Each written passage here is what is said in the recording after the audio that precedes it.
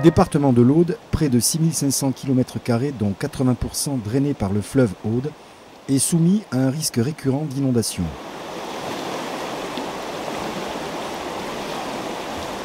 Bordé par les Pyrénées, le Massif central et la mer Méditerranée, le département de l'Aude est une succession de zones à forte pente, de vallées étroites et de plaines alluviales où se cantonne l'essentiel de l'habitat et de l'activité économique.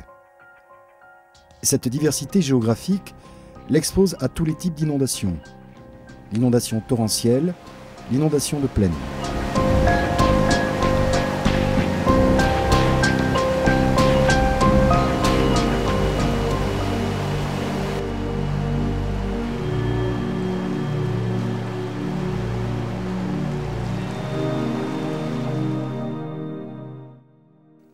La crue de novembre 1999, c'est un bilan humain et matériel catastrophique.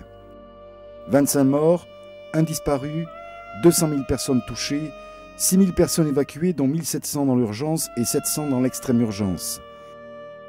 600 élitreillages effectués par la sécurité civile, la gendarmerie et l'armée, plus de 381 125 000 euros de dégâts et 152 millions d'euros de dégâts chez les particuliers. 26 ponts détruits, une centaine de routes coupées, les réseaux d'eau potable et d'assainissement détruits, 200 000 personnes privées d'électricité, 5 000 hectares de vignes ravagés et 500 entreprises sinistrées.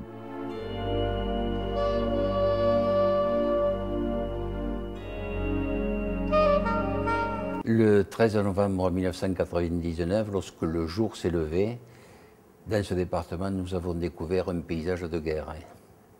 Des rues, des villages complètement ravagés, des routes qui avaient disparu, un paysage que je ne souhaite plus jamais revoir. Et dès le lendemain, avec le préfet, nous avons pris de décision, d'abord de reconstruire, bien sûr, parce que c'était nécessaire. Les 2 tiers du département étaient ravagés, et je dois dire qu'avec l'aide de l'État, nous y sommes aujourd'hui parvenus.